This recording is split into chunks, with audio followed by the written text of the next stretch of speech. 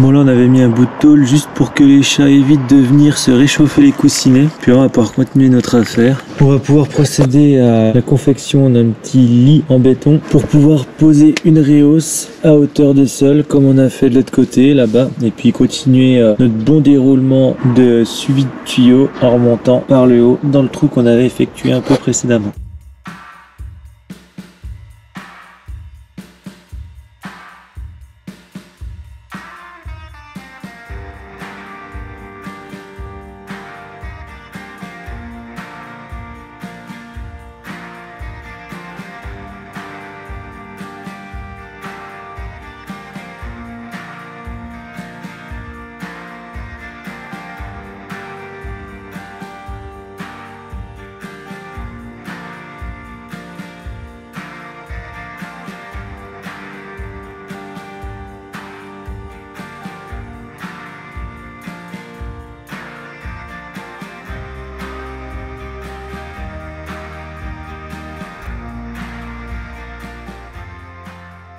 Bon, maintenant que c'est à peu près propre, on va aller préparer un peu de béton pour faire un petit lit pour pouvoir poser notre réhausse.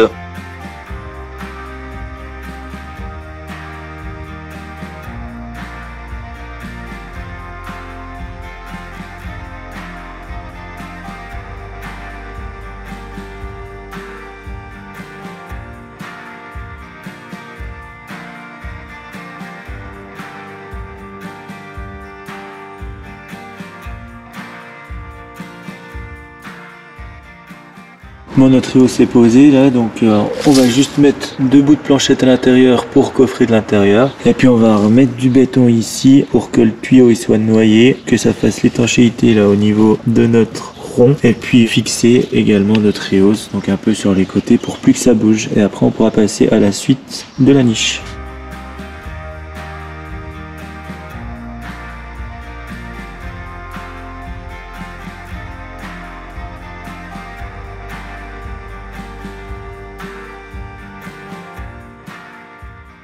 Bon bah vu qu'on va remonter tranquillement maintenant, la réhausse qu'on vient d'installer elle est juste en bas. Là il va y avoir un tuyau qui va remonter et ici il va y avoir un coude, donc on sait pas encore trop comment on va faire, mais en tout cas il faut qu'il y ait un embranchement qui part au coin là-bas et un qui rattrape le trou qu'on avait fait ici. Donc en fonction des angles, en fonction de comment on arrive, on va essayer différentes choses et puis après bah on scellera en bas et puis on ajustera nos tuyaux pour que ça aille aux endroits dont je viens de parler. Bon donc on revient dans le petit appart et en fait ce qui va être déterminant ici, c'est qu'en fait, s'il va pas avoir de béton de propreté, parce qu'on est un peu déjà limite en hauteur, donc il y aurait que l'isolation plus la chape, du coup on va être un petit peu contraint par rapport aux évacuations. Quand il y a le béton de propreté, en fait, on fait ressortir les évacuations du béton de propreté, et après on a encore l'épaisseur de l'isolation plus de la chape. Donc si on met 5 d'isolant plus la chape de 5-6, ça nous fait une dizaine de centimètres de marge pour refaire des petits coudes à 45 avec nos évacuations de 60 ou de 40. Maintenant, nous là, vu qu'on n'a pas de béton de propreté, bah en fait, nos évacuations elles vont passer un petit peu dans l'isolation et du coup on aura comme marge finalement que la chape. Donc ça nous laisse 5-6 cm et pas la possibilité de refaire des zigzags dans la chape. Donc c'est pour ça qu'il va falloir définir très précisément les évacuations de douche et puis de lavabo, de machine à laver, etc.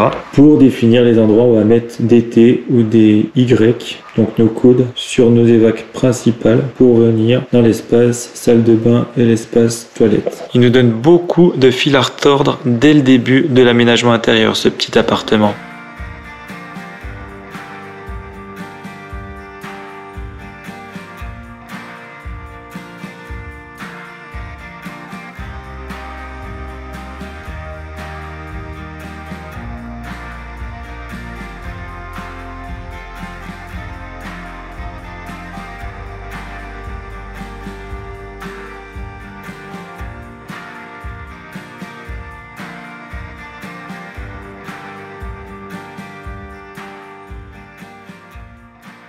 Petit repère pour bien garder exactement les mêmes angles par rapport à nos tuyaux et pareil au sol ici, on va avoir quelques repères pour les remettre dans la même position après les avoir collés parce que là ils sont impeccables.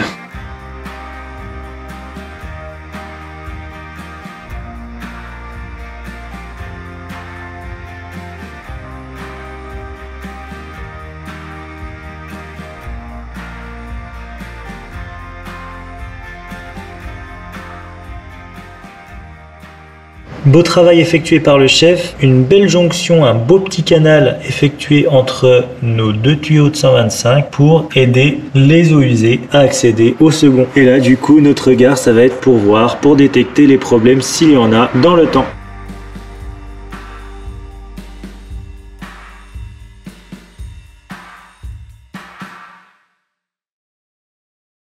Complicado au niveau de ces angles et tout, là il n'y a rien qui va tout seul. Donc là on a mis une petite réduction pour passer du 125 au 100. Et là on a mis un petit angle de 22 pour pouvoir rejoindre celui qui est là-bas au fond. Normalement ils sont à peu près en face. Les tuyaux ils sont pas non plus bridés au degré près. Donc ça devrait passer. Et après notre tuyau peut largement passer dans le trou. D'ailleurs ça va être un petit peu bridé sur la hauteur. Il va devoir se lever.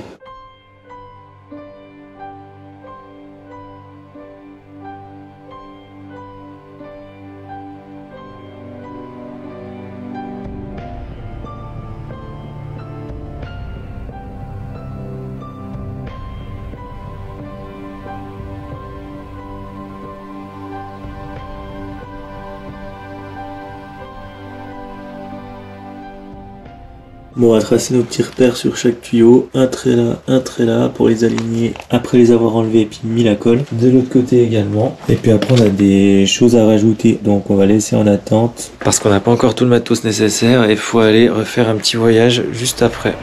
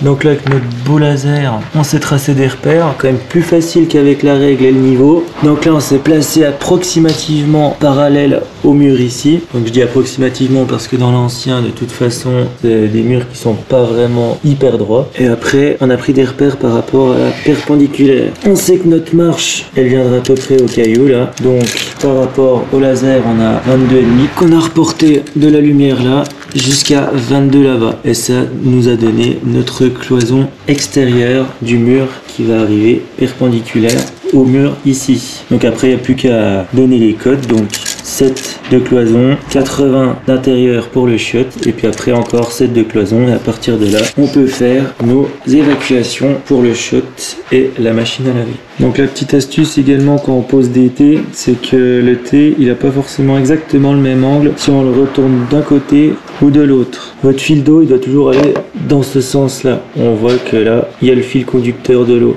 donc c'est comme ça qu'il faut le poser. Si on le pose dans l'autre sens et puis que l'eau elle va comme ça, c'est pas bon. Donc bien faire attention à ça parce que les angles sont pas les mêmes.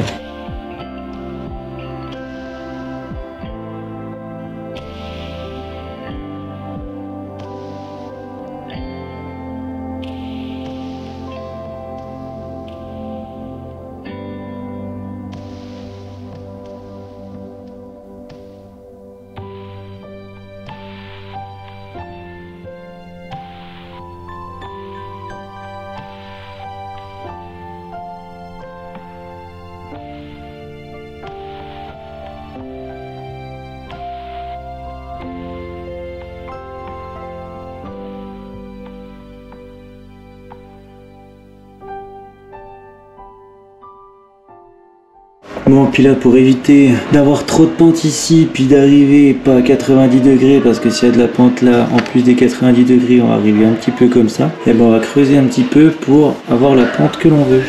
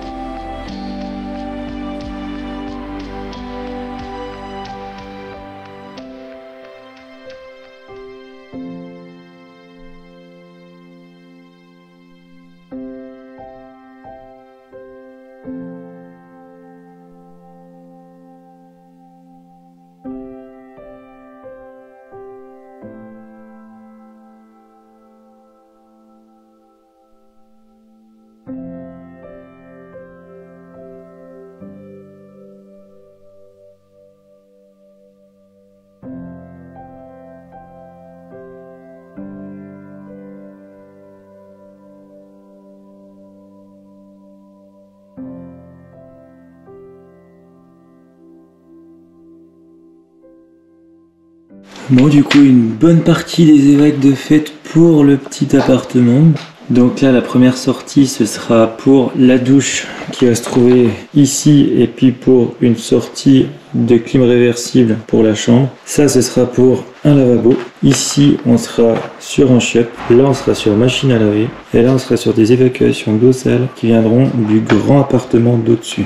Et pour finir, le grand tuyau là, à la verticale, c'est le chiotte du grand appartement d'au-dessus. Donc d'une pierre, deux coups, c'est pas si facile les évacuations, ça prend du temps, mais il faut le faire. Donc ça fait déjà du beau boulot depuis qu'on a commencé ce travail, mais il en reste encore pas mal. Donc on se voit tout bientôt pour la suite des événements. Et d'ici là, une grosse bise à tous et toutes.